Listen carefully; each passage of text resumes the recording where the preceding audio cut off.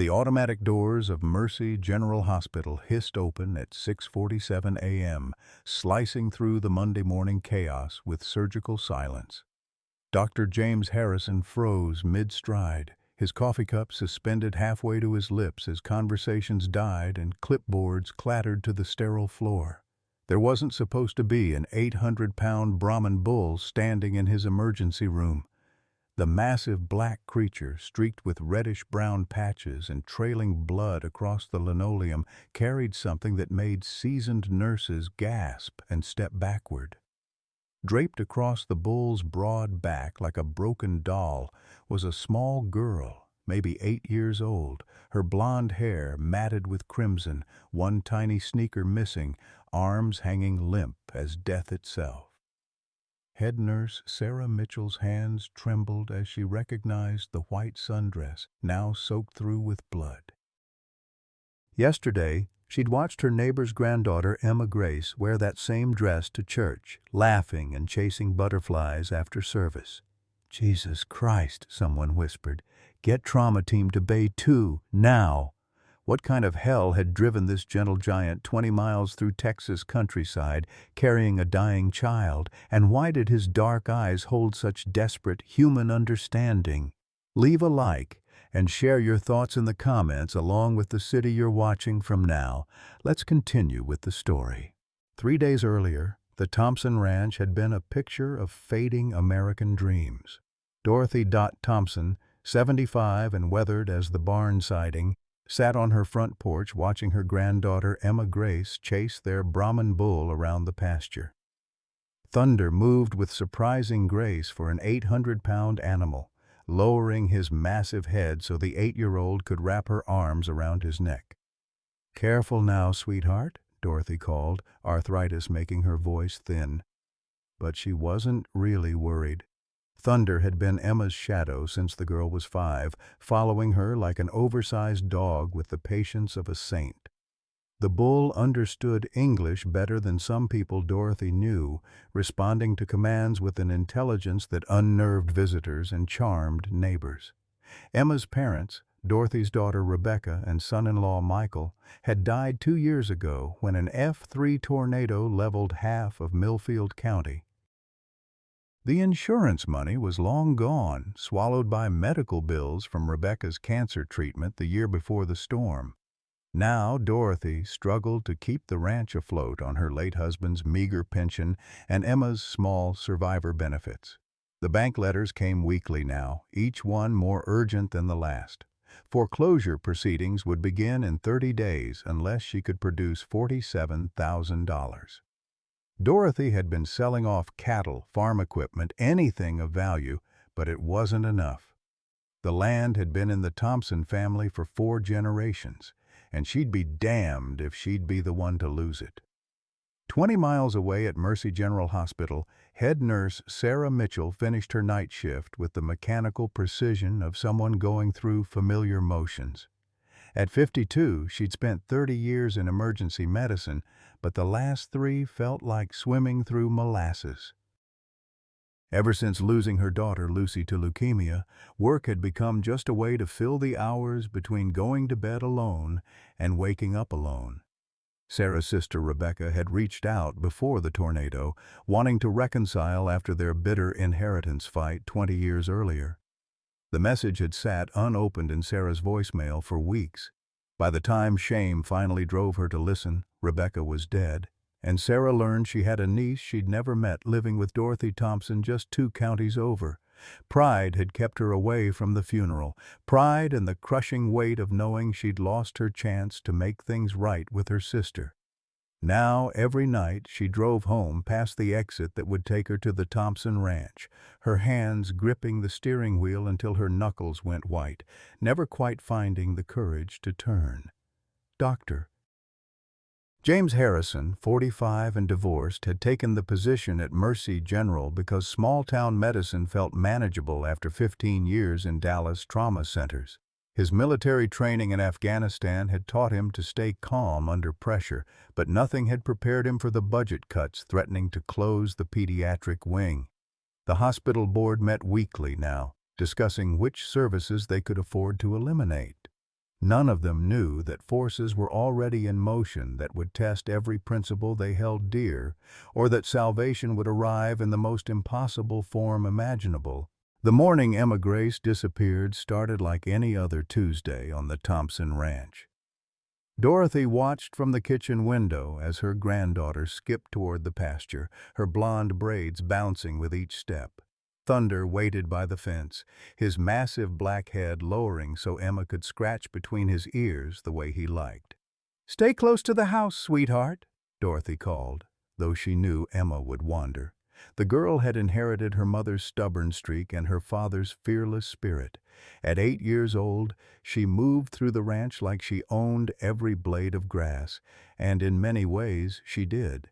This land would be hers someday if Dorothy could figure out how to keep it.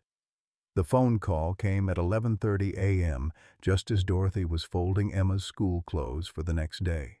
The voice was rough, deliberately disguised, but she caught the hint of a local accent underneath. "Mrs. Thompson, you've got something I need." "Who is this?" Dorothy gripped the receiver tighter, her arthritic fingers aching. "Your land. I'm prepared to make you an offer you can't refuse. 45,000 cash, closing next week." Dorothy's blood pressure spiked. "This ranch isn't for sale. Don't call here again." "Ma'am, you might want to reconsider. Check on your granddaughter." The line went dead. Dorothy's hands shook as she hung up, her mind immediately jumping to Emma. She hurried outside, calling the girl's name across the pasture. No answer. The autumn wind carried nothing but the distant lowing of cattle and the creak of the old windmill. Thunder was gone too. By 2 p.m., Dorothy had called the sheriff's department 3 times. Deputy Collins, a young man who still called her ma'am with genuine respect, assured her that children wandered off all the time, especially on ranches. Emma probably lost track of time exploring with that bull of hers. Kids did that. But Dorothy knew better. Emma never missed lunch, and Thunder never strayed far from the barn without Emma leading him. Something was wrong, terribly wrong, and that phone call had lit a fire of dread in her belly that wouldn't die. By evening, search parties had combed every acre of the Thompson property and the neighboring ranches. Sheriff Martinez, a kind-faced woman in her 50s, sat across from Dorothy at the kitchen table, her notepad filled with details that led nowhere. "Tell me about Thunder," Sheriff Martinez said gently. "He's not your typical ranch animal, is he?" Dorothy's coffee had gone cold hours ago, but she held the mug like an anchor. "My late husband bought him from a fellow up in Oklahoma.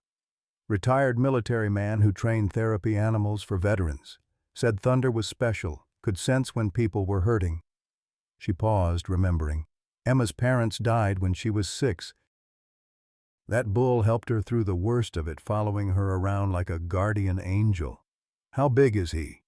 800 pounds, maybe more, black as midnight with reddish patches on his flanks. Gentle as a lamb with Emma, but I've seen him face down coyotes when they got too close to the herd. Sheriff Martinez made notes, though Dorothy could see the skepticism in her eyes. City people didn't understand the bonds that formed between humans and animals on working ranches. They saw livestock as commodities, not family members. The second night brought no word. Dorothy sat in Emma's bedroom surrounded by stuffed animals and school drawings taped to the walls.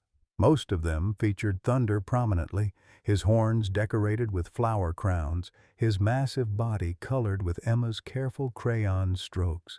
In one drawing, Emma rode on Thunder's back under a rainbow with the words, "My best friend forever," written in shaky 8-year-old handwriting. Dorothy had raised 5 children on this ranch, buried a husband and a daughter, survived droughts and floods and market crashes. But losing Emma would break something in her that couldn't be fixed. The girl was the last piece of Rebecca she had left, the final chapter of a family story that stretched back 4 generations. The third morning came gray and overcast, matching Dorothy's mood. She stood at the same kitchen window where she'd watched Emma skip toward the pasture, but now the land looked empty and hostile. The cattle grazed without purpose, and the silence felt like a weight pressing down on her chest. At 6:47 a.m., her phone rang. Sheriff Martinez's voice was tight with urgency. "Dorothy, I need you to get to Mercy General Hospital right now. Don't ask questions, just come." "Did you find her? Is she—" "Just come, Dorothy. And Dorothy, you're going to want to prepare yourself. What you're about to see is something no grandmother should ever have to witness." The line went dead, leaving Dorothy with nothing but the sound of her own ragged breathing and the terrible certainty that her world was about to change forever. Sarah Mitchell had seen everything in 30 years of emergency nursing: car wrecks that turned families into statistics, heart attacks that struck down fathers in grocery store aisles, overdoses that claimed teenagers before they'd really lived. But nothing had prepared her for the sight of Thunder standing in her emergency room, Emma Grace Thompson draped across his massive back like a broken bird. The bull's dark eyes found hers across the chaos, and Sarah felt something crack open in her chest. This wasn't just any child. This was Rebecca's daughter, the niece she'd never had the courage to meet, the last connection to a sister she'd lost twice over to pride and death. "Get her off that animal right now," Hospital Administrator Richard Crawley barked, pushing through the crowd of frozen staff. His face had gone purple, matching his usual reaction to anything that threatened his carefully maintained protocols. "I don't care if it's carrying the president's daughter." "We cannot have livestock in a sterile medical facility." Sarah stepped forward, her maternal instincts overriding 3 decades of following orders. "Richard, that bull just carried this child 20 miles. Look at his hooves, they're torn raw. Look at her condition. We need to focus on saving lives, not paperwork." "The liability alone could shut us down," Crawley continued, but his voice wavered as he took in the scene. Thunder hadn't moved since entering, standing statue still while Emma's breathing grew more shallow with each passing second. Blood pooled beneath his hooves, whether his or hers. Nobody could tell. Dr. Harrison snapped on gloves, his military training cutting through the surreal moment. "Sarah's right. We treat the patient first, deal with regulations later." He approached Thunder slowly, hands visible, speaking in the calm tone he'd used with traumatized soldiers. "Easy there, big fella. We're here to help." Thunder's ears flicked forward, acknowledging the doctor's presence without moving his massive body. His breathing was labored, and Sarah could see a deep gash along his right flank, where something sharp had torn through hide and muscle. But his stance remained protective, positioning himself between Emma and the crowd of medical personnel. "He won't let us near her," Dr. Harrison observed, stepping back slightly. "It's like he thinks we're a threat." Sarah moved closer, her voice soft as she remembered the lullabies she used to sing to her own daughter. "Thunder, isn't it? Emma's told me about you." The lie came easily. She'd heard about the girl and her unusual companion from neighbors at the grocery store, stories that had made her curious about the family she'd cut herself off from. Thunder's massive head turned toward her, and Sarah saw intelligence there that made her skin prickle. Brahman cattle were known for their docility and heat tolerance, but this animal displayed awareness that bordered on supernatural. His eyes tracked her movements, evaluated her tone, seemed to weigh her worthiness.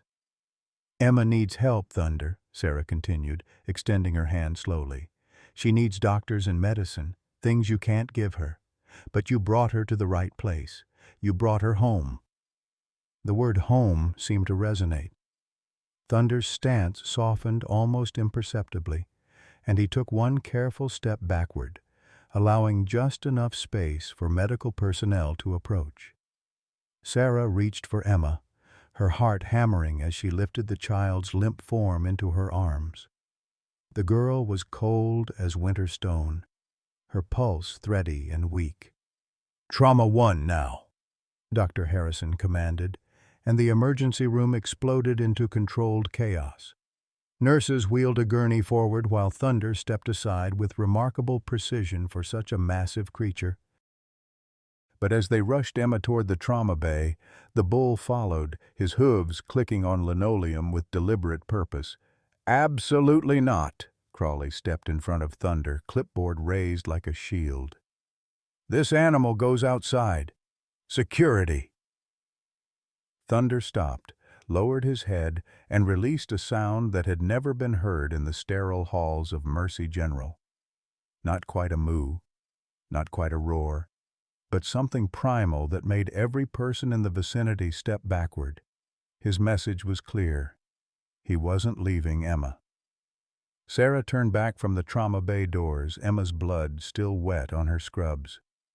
"Richard, look at him. Really look. That bull has been standing here for 10 minutes surrounded by strangers in a terrifying environment, and he hasn't hurt anyone. He's bleeding from multiple wounds, probably exhausted, but he won't leave that little girl's side. Sarah, we have protocols. Protocols." Sarah's voice rose, drawing stares from other staff members. "That child might be dying, and you're worried about protocols? This animal carried her to safety when our whole damn system failed to find her." Dr. Harrison emerged from the trauma bay, his expression grim. "She's got internal bleeding, possible skull fracture, and she's hypothermic.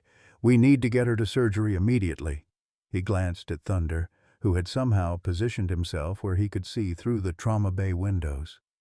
"And somebody needs to look at that bull. He's lost a lot of blood himself." As if understanding every word, Thunder swayed slightly on his feet but remained upright, his gaze fixed on the small form visible through the glass. In that moment, Sarah realized they weren't dealing with just an animal. They were dealing with family.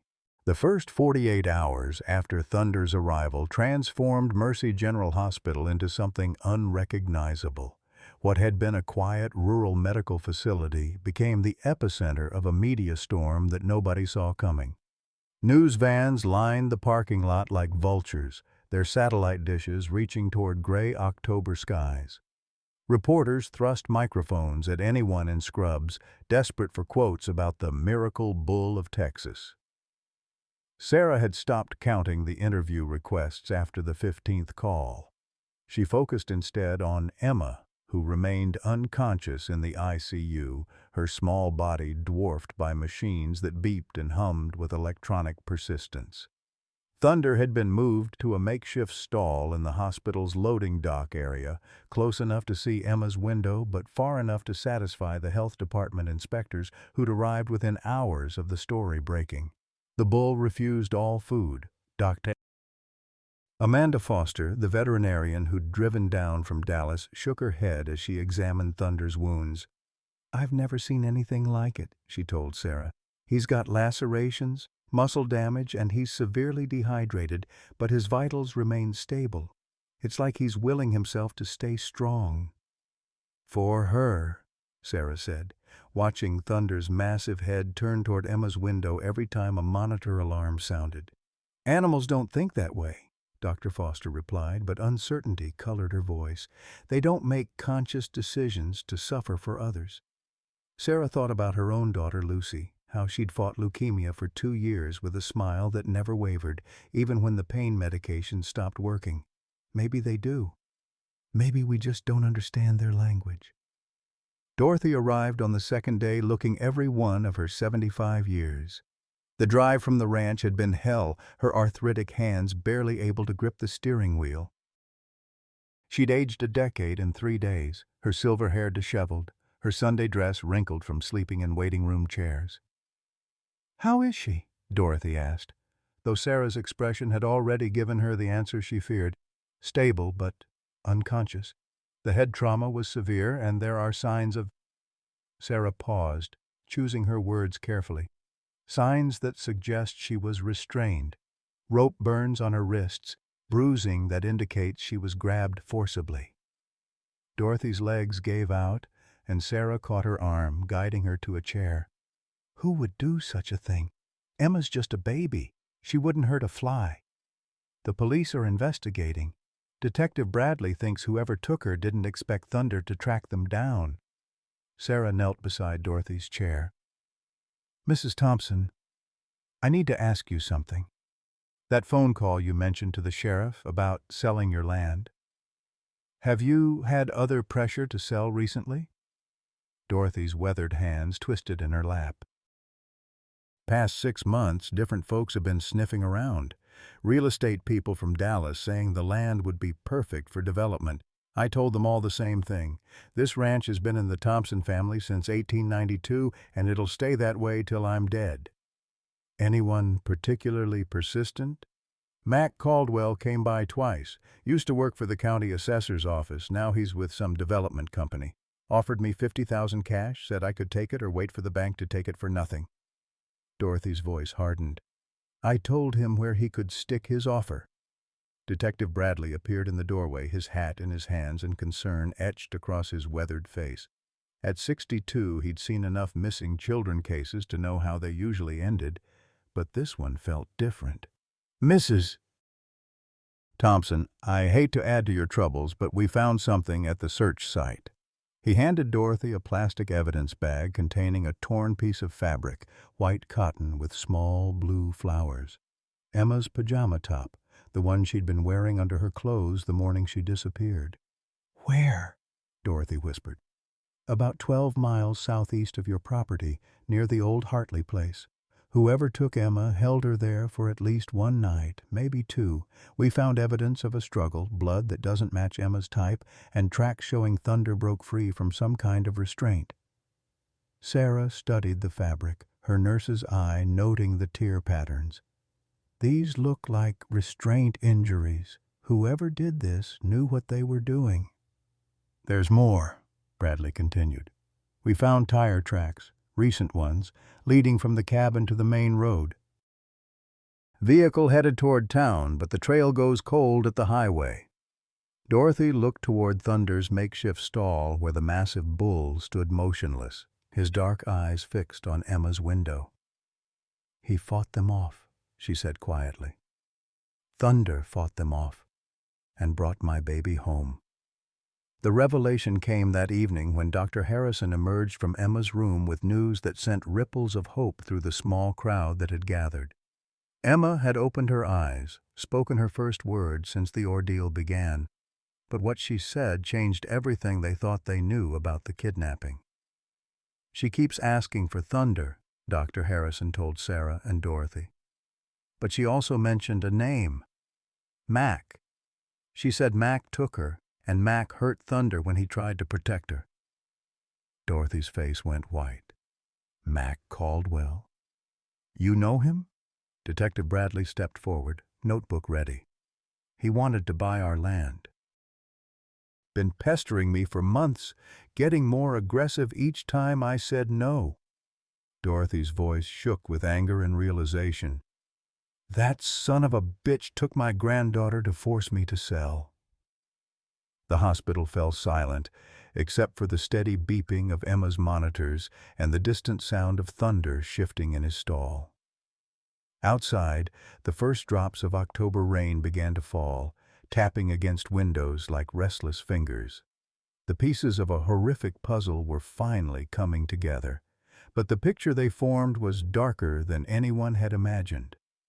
Sarah felt the familiar weight of protective fury settling in her chest, the same feeling she'd had when fighting for Lucy's treatment, when insurance companies tried to deny coverage, when doctors suggested giving up hope.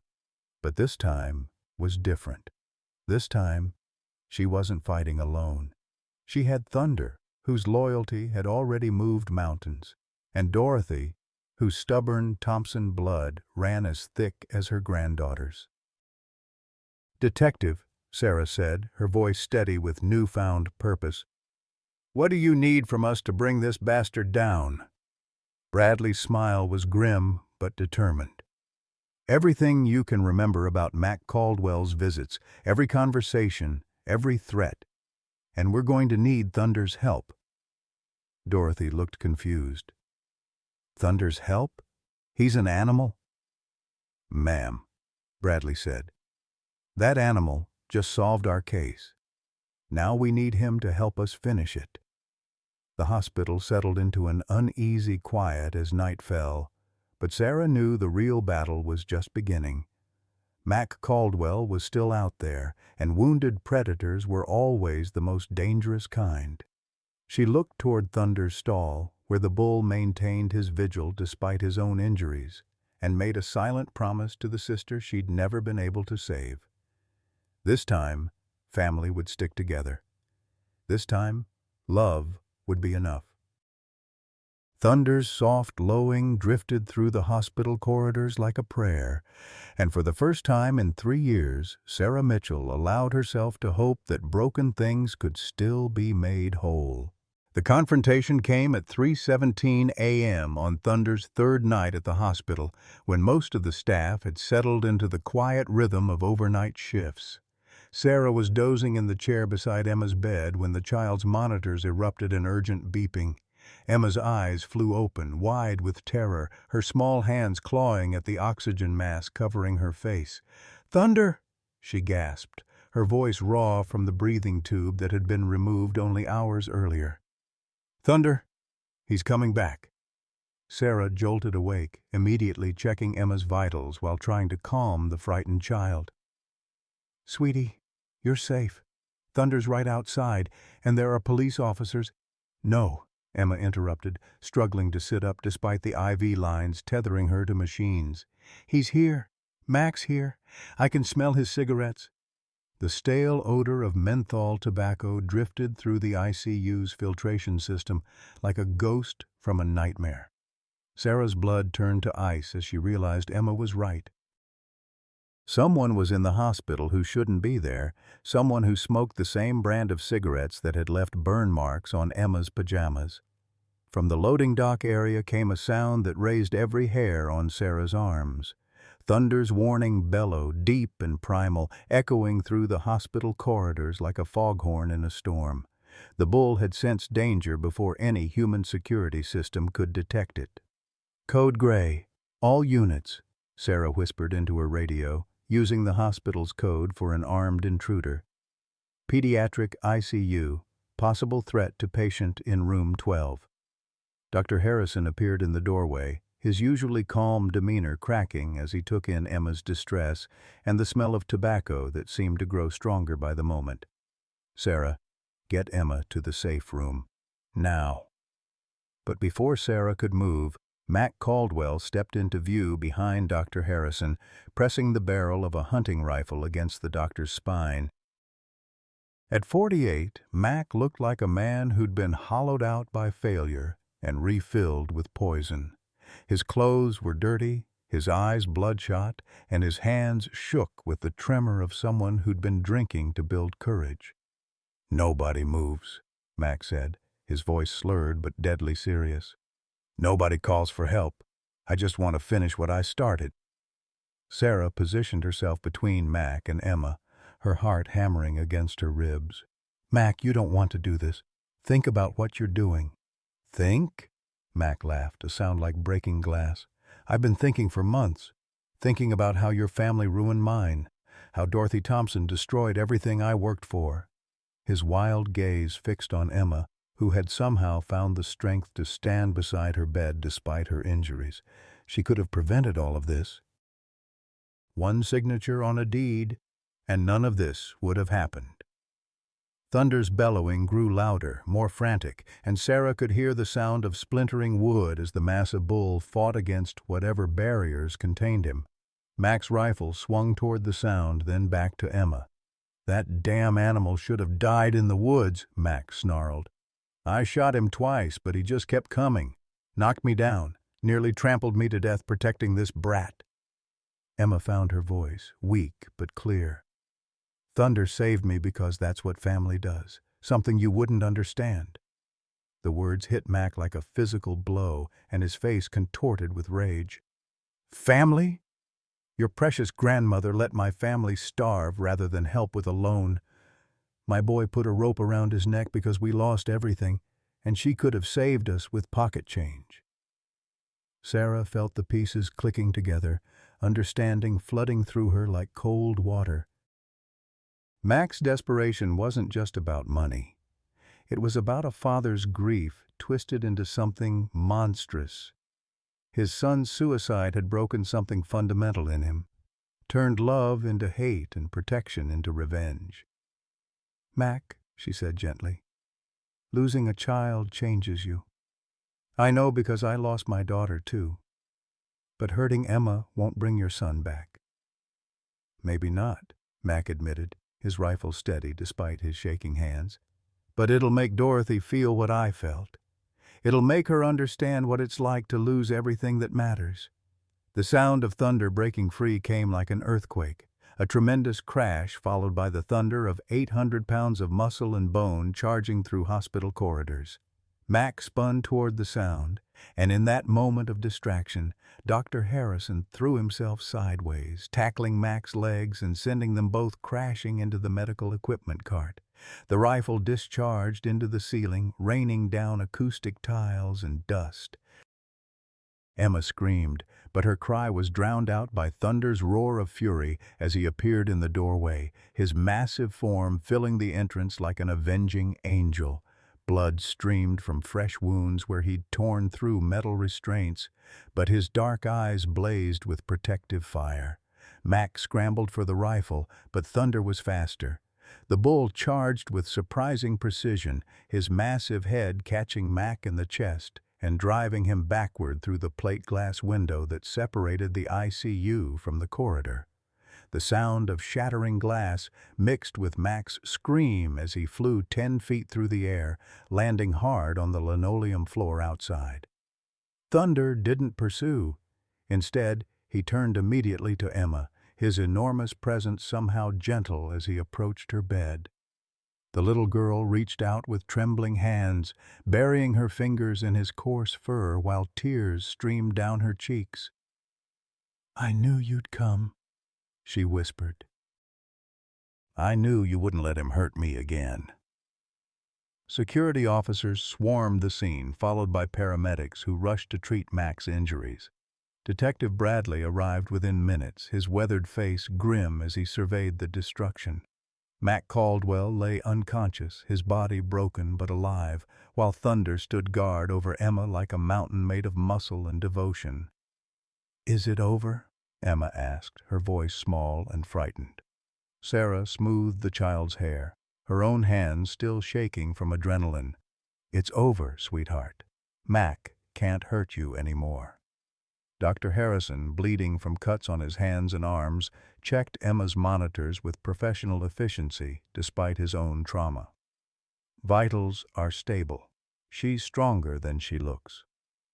Thunder settled beside Emma's bed with a soft grunt, his massive body finally showing the exhaustion he'd hidden for 3 days. Dr. Foster appeared with her veterinary kit, shaking her head at the bull's latest injuries. "This animal should have collapsed hours ago," she muttered, preparing sedatives and antiseptics. "The trauma he's endured, the blood loss, the stress, any other animal would be dead." Emma's small hand found Thunder's ear, scratching gently in the spot she knew he loved. "He's not any other animal," she said simply. "He's Thunder, and Thunder never gives up on family." As dawn broke over Mercy General Hospital, painting the chaos of the ICU in soft pink light, Sarah realized she was witnessing something that would change all their lives forever. Not just the dramatic rescue, but the quiet moment that followed. A little girl and her unlikely guardian, bonded by trauma and love and an unbreakable trust that had survived the worst humanity could offer. The media would call it a miracle. The police would call it justice. But Sarah knew the truth was simpler and more profound than either of those labels. Sometimes love was enough to move mountains, or in this case to move an 800-pound bull through hospital doors to save a child who needed saving. Thunder's gentle rumbling filled the damaged ICU like a lullaby, and for the first time in days, Emma Grace Thompson smiled. The aftermath of Mac's arrest should have brought relief, but instead it ushered in the darkest period of Thunder's recovery. The massive bull, who had fought off kidnappers and charged through hospital corridors to save Emma, finally succumbed to his injuries on the 4th day. His massive body, which had carried a dying child 20 miles and withstood multiple gunshot wounds, began shutting down system by system. Dr. Foster worked around the clock, her veterinary expertise pushed to its absolute limits. Thunder's wounds had become infected despite antibiotics, and the stress of the confrontation had triggered complications that threatened to undo everything he'd fought for. His temperature spiked to dangerous levels, and his breathing became labored as fluid built up in his lungs. "I don't know how much more his system can take," Dr. Foster told Sarah and Dorothy as they stood outside Thunder's makeshift stall in the hospital's loading dock. The bull lay on his side, his massive chest rising and falling with mechanical effort, his dark eyes dulled with fever and pain. Emma, still weak from her own ordeal but determined to be near Thunder, sat beside him on a wheelchair that the hospital staff had reluctantly allowed into the loading area. Her small hand rested on Thunder's neck, and she whispered constantly to him, telling him stories about the ranch, about the calves that would need him when he got better, about the apple trees that would bloom in spring. "He's dying because of me," Dorothy said, her voice hollow with guilt. "If I'd just sold that damn land when Mac first asked, none of this would have happened." Sarah put her arm around the older woman's shoulders, feeling Dorothy's bones sharp beneath her sweater. "Mac made his choices, Dorothy. Thunder made his too. He chose to protect Emma, and he'd make the same choice again." But privately, Sarah wondered if Thunder's sacrifice would be in vain. Emma's physical wounds were healing, but the psychological trauma ran deeper than any medical instrument could measure. The little girl refused to sleep unless she could see Thunder, and she'd stop speaking to anyone except him. Child psychologists had tried to evaluate her, but Emma would only whisper her responses into Thunder's ear as if he were the only one who could understand her pain. The hospital administration, led by the increasingly frantic Richard Crawley, had reached the end of their patience. Insurance investigators were threatening to cancel the hospital's coverage if Thunder remained on the premises. Health department officials were writing citations daily. The media attention, while initially positive, had begun to turn as critics questioned the wisdom of allowing a dying animal to occupy space in a functioning medical facility. "I'm sorry, Sarah," Crawley said during an emergency meeting on Thunder's 5th day. "The board has made their decision. The animal has to be moved to a veterinary facility or we'll lose our accreditation." "He's too weak to transport," Dr. Foster protested. "Moving him could kill him."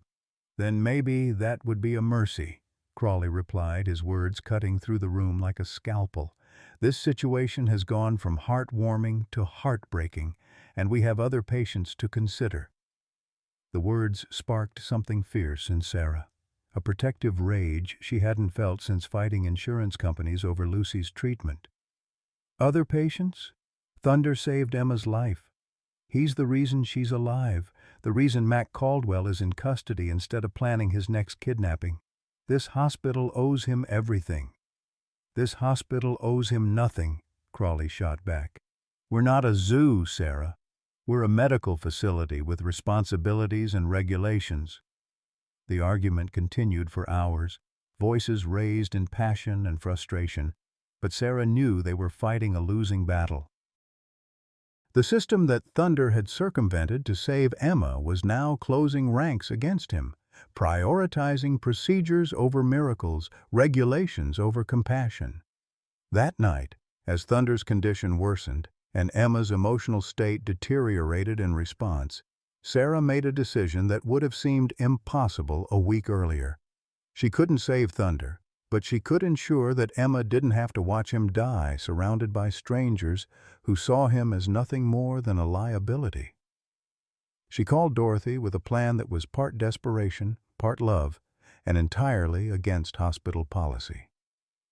"We're taking them home," Sarah said quietly into the phone, watching Thunder's labored breathing through the loading dock windows. "Emma and Thunder both. Tonight."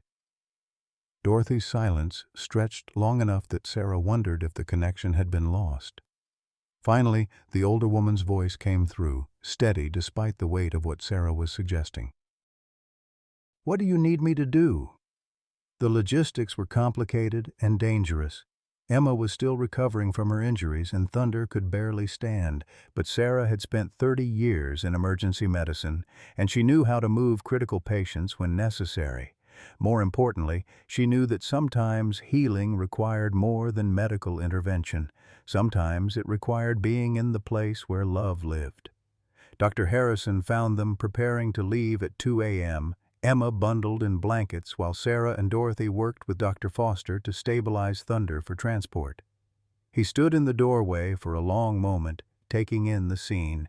The stubborn nurse who'd lost her license before losing another child, the grandmother who'd risk everything for family, the little girl who refused to abandon her guardian, even unto death.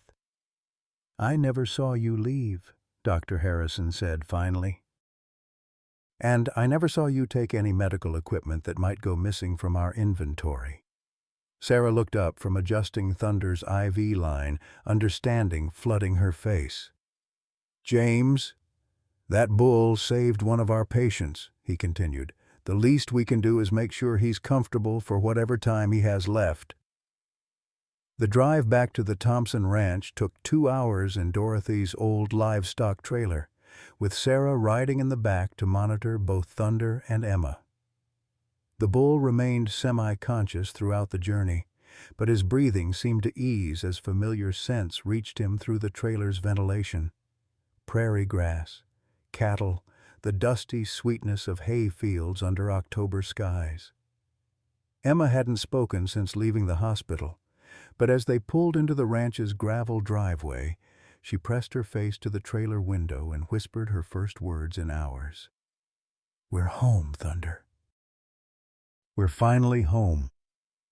They set up Thunder's final resting place in the barn where he'd been born 6 years earlier, on fresh straw that Dorothy spread with her arthritic hands, under rafters that had sheltered 4 generations of Thompson livestock. Emma insisted on lying beside him, her small body curved against his massive flank, her hand never leaving the spot over his heart where she could feel each labored beat. "Tell me about the ranch, Emma," Sarah said, settling into a chair beside them with her medical bag close at hand. "Tell Thunder about all the places he loves." And Emma began to speak, her voice growing stronger with each word, weaving stories about summer mornings when Thunder would wade into the stock pond, about winter afternoons when he'd break ice so the other cattle could drink, about the apple tree where he'd stand in the shade, patient as a mountain, waiting for Emma to come home from school. As dawn broke over the Thompson Ranch, painting the barn walls golden with October sunlight, Thunder's breathing began to slow. Emma felt the change immediately, her body tensing against his side. "Is he leaving me?" she asked, her voice barely audible. Sarah reached over to check Thunder's pulse, feeling the irregular rhythm that meant his great heart was finally surrendering to the damage it had sustained. "I think so, sweetheart." Emma buried her face in Thunder's neck, her tears disappearing into his coarse fur. "Thank you," she whispered. "Thank you for saving me. Thank you for bringing me home." Thunder's last breath came as quietly as morning mist, a soft exhalation that seemed to carry with it all the love and loyalty that had defined his remarkable life. Emma felt his heart stop beneath her small palm, and for a moment the world held perfectly still, suspended between grief and gratitude. In that silence, Sarah understood that she hadn't just witnessed the death of an extraordinary animal. She'd witnessed the completion of a promise made without words, kept at the cost of everything, and fulfilled with a love that would echo through generations of Thompson family stories yet to be told.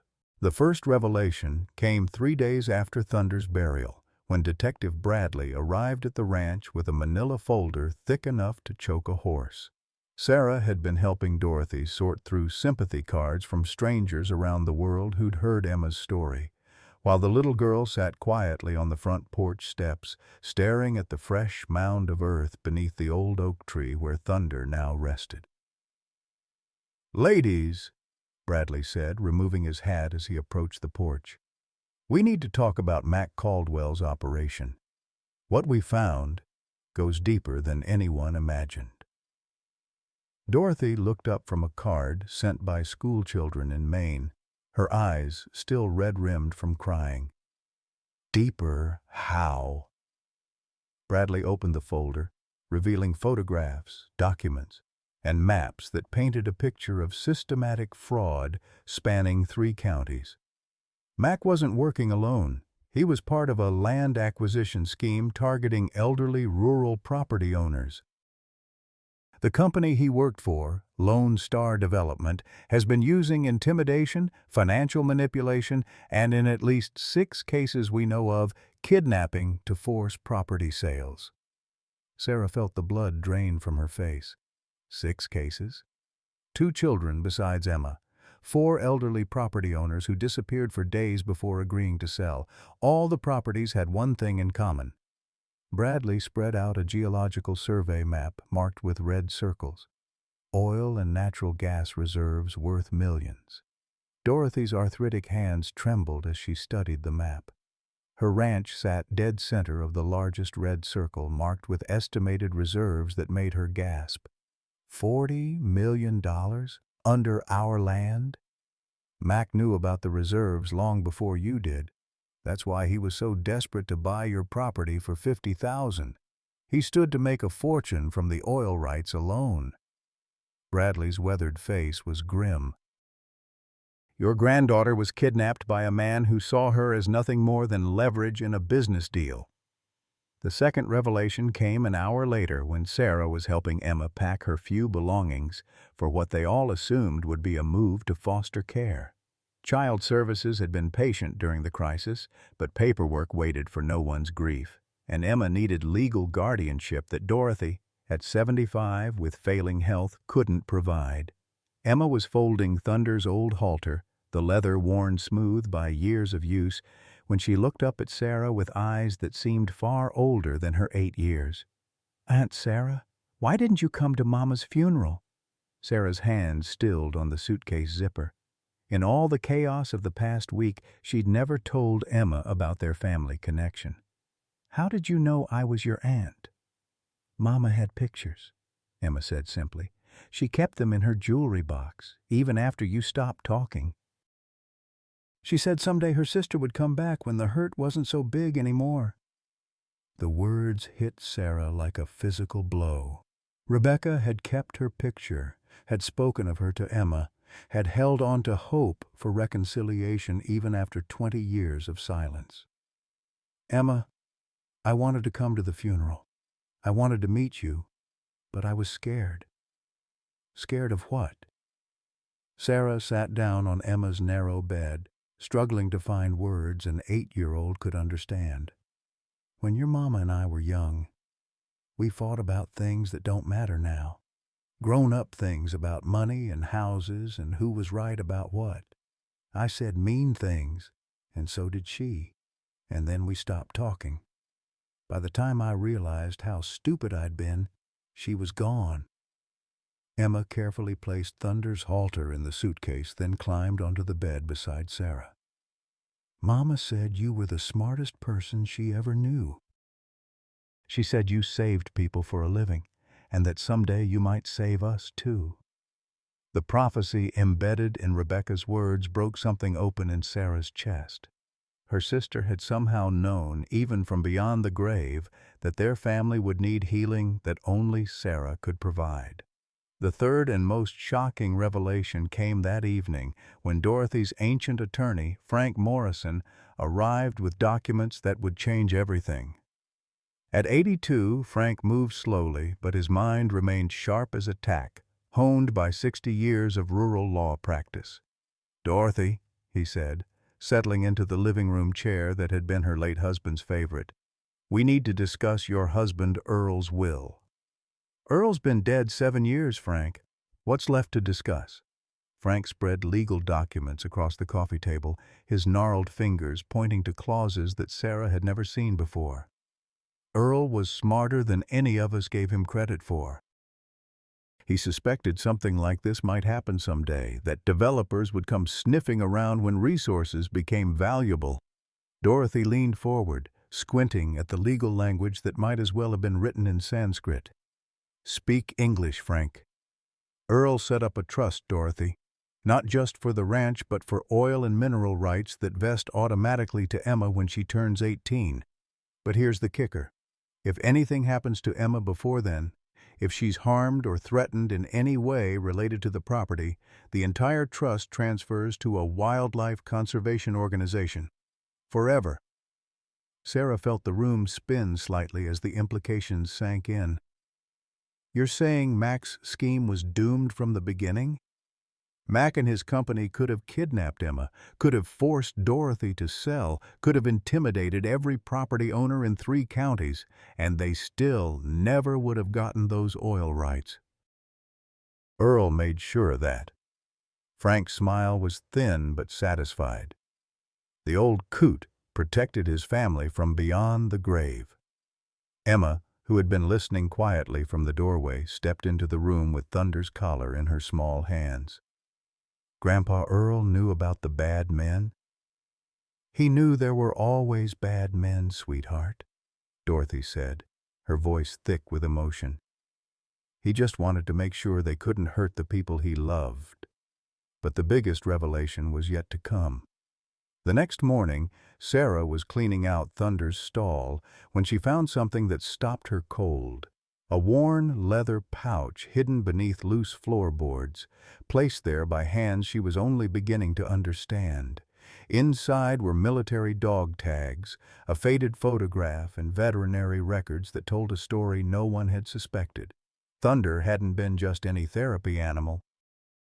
His real name had been Sergeant Major, and he'd served with the 82nd Airborne Division in Afghanistan as part of an experimental program using cattle for trauma therapy with wounded soldiers. The photograph showed a younger Thunder standing beside a soldier whose face Sarah recognized from Emma's family pictures. Michael Thompson, Emma's father, who'd served 2 tours before coming home to marry Rebecca and start a family. Dr. Foster arrived within hours of Sarah's call, her face pale as she studied the military records.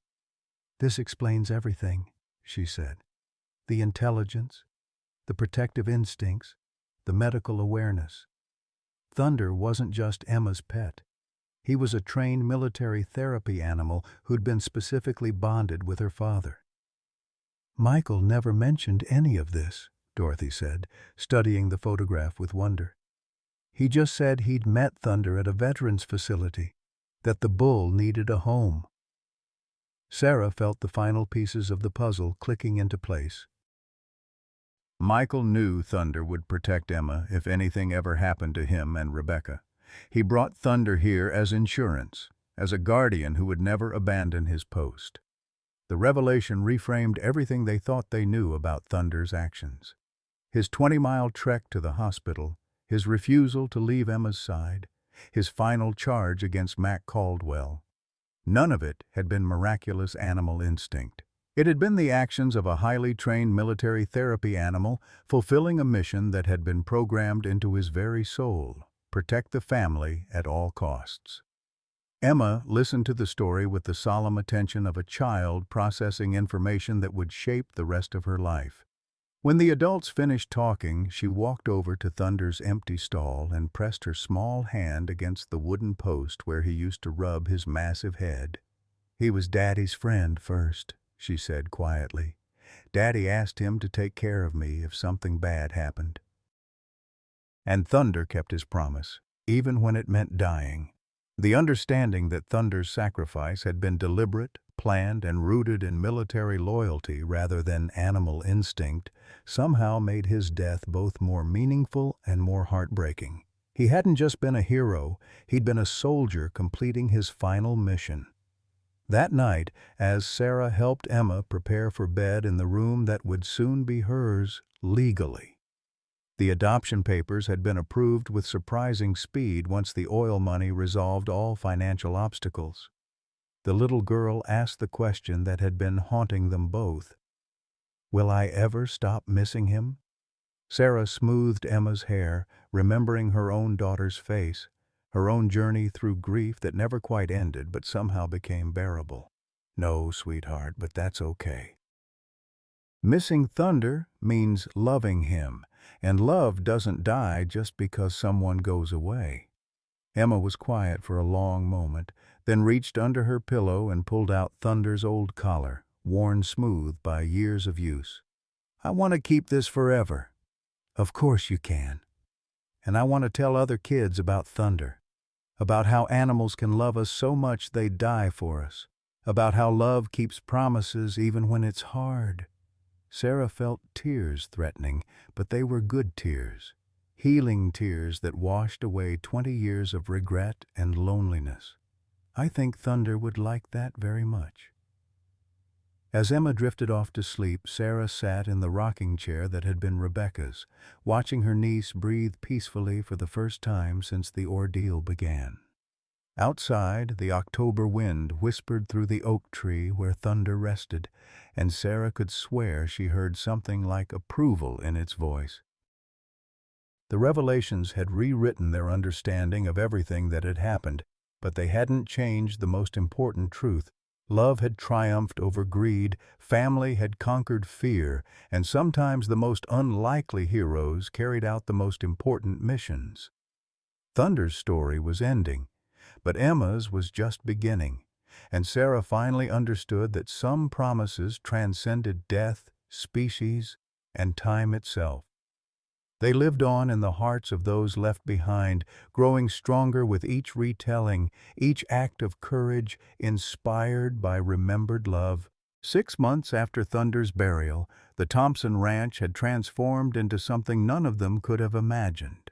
The oil money had restored the property's fences, repaired the barn roof, and brought modern conveniences that Dorothy had gone without for years.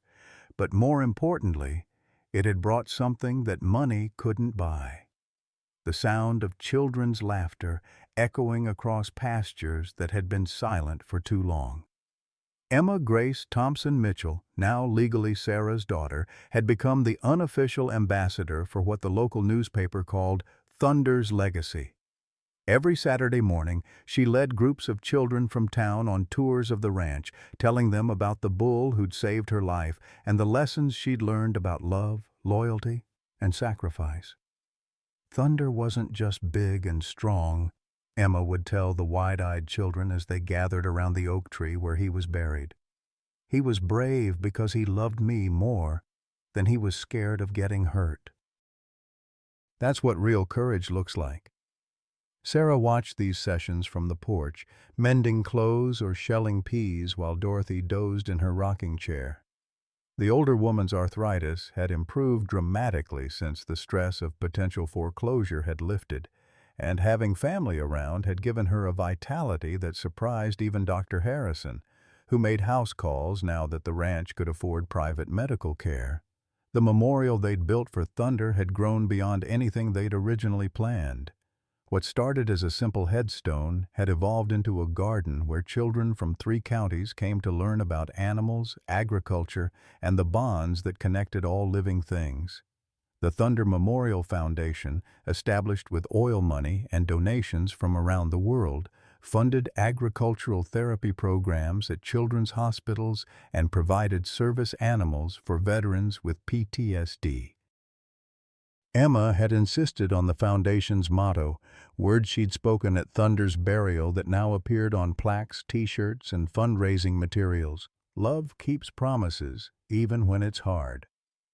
The legal proceedings against Mac Caldwell and Lone Star Development had concluded with lengthy prison sentences and financial settlements that provided justice for all the families who'd been targeted. Mac himself, recovering from the injuries Thunder had inflicted, had been sentenced to 20 years in federal prison for kidnapping, conspiracy, and racketeering. The development company had been dissolved, its assets distributed among victims' families. Detective Bradley, now retired, often stopped by the ranch to check on Emma and share updates about the ongoing investigations. The conspiracy had reached further than anyone imagined, involving corrupt county officials, fraudulent land assessments, and intimidation tactics that had terrorized rural communities for years. "That bull of yours didn't just save Emma," Bradley told Sarah one afternoon as they watched Emma teach a group of children how to properly approach cattle. "He exposed a criminal network that was destroying families across 3 states." Sarah nodded, still amazed by the ripple effects of Thunder's actions. The story had inspired legislative changes in property rights protection, increased funding for rural law enforcement, and new protocols for investigating missing children in agricultural communities.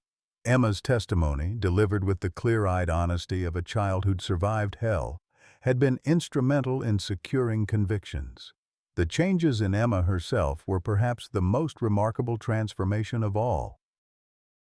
The traumatized, silent child who'd clung to Thunder's collar in those first dark days had grown into a confident young girl who spoke publicly about her experience, comforted other trauma survivors, and carried herself with a quiet strength that reminded Sarah painfully of her sister Rebecca. Emma still kept Thunder's collar under her pillow, still whispered good night to his grave every evening, still sometimes woke from nightmares about Matt Caldwell's return. But she'd learned to channel her grief into purpose, her fear into advocacy, her loss into love for others who needed healing. "Do you think Thunder knows about all this?" Emma asked one evening as she and Sarah walked the fence line where Thunder used to graze. "About the foundation and the other kids and everything?" Sarah considered the question seriously, as she'd learned to do with all of Emma's inquiries about death, love, and the mysteries that connected them. "I think Thunder knew his job wasn't finished when he died. I think he knew his story would keep protecting children long after he was gone." "Like Daddy's job protecting people in the Army?" "Exactly like that.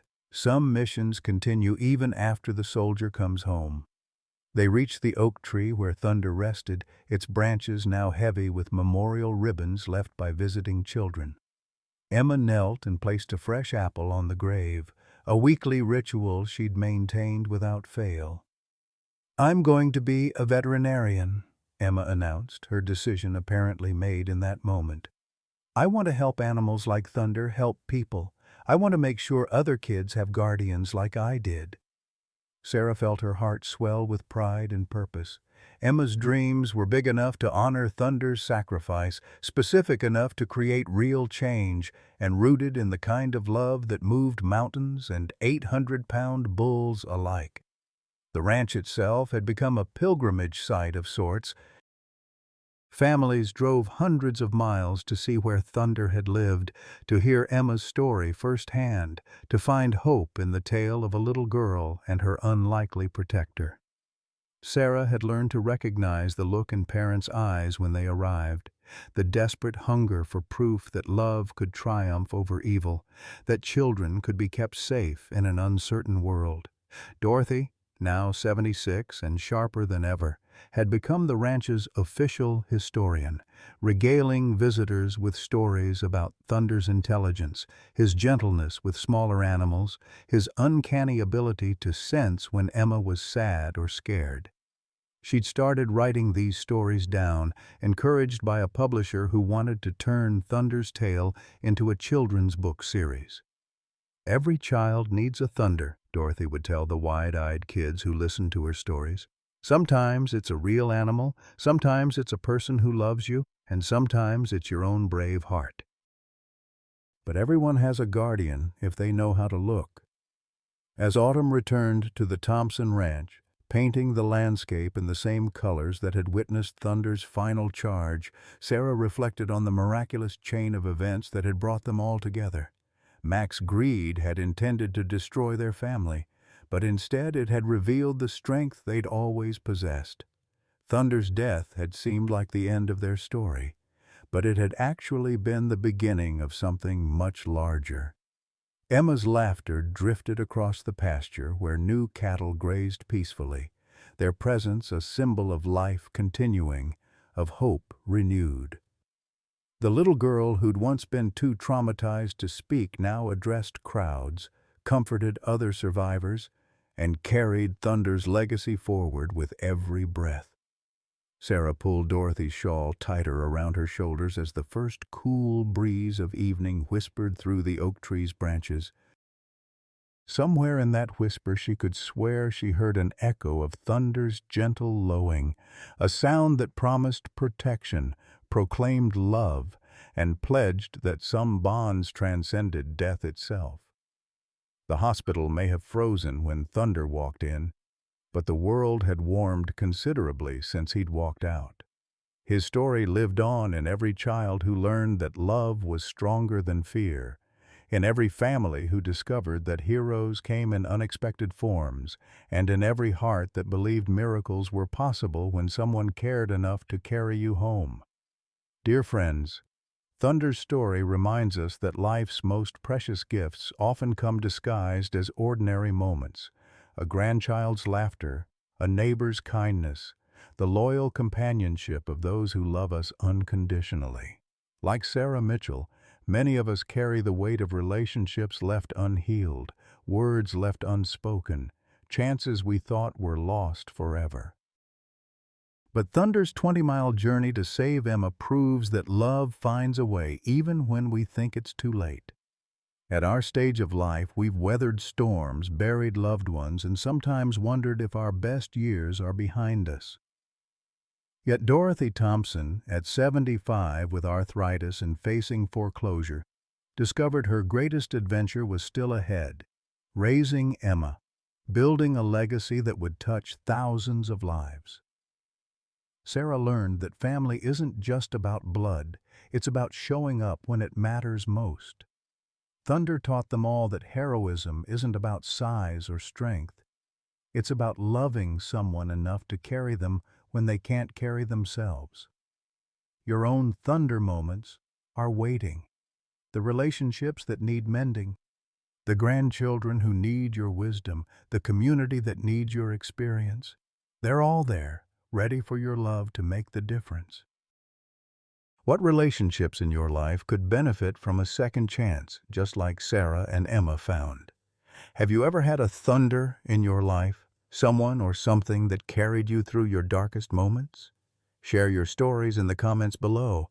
Your experiences might be exactly what someone else needs to hear today.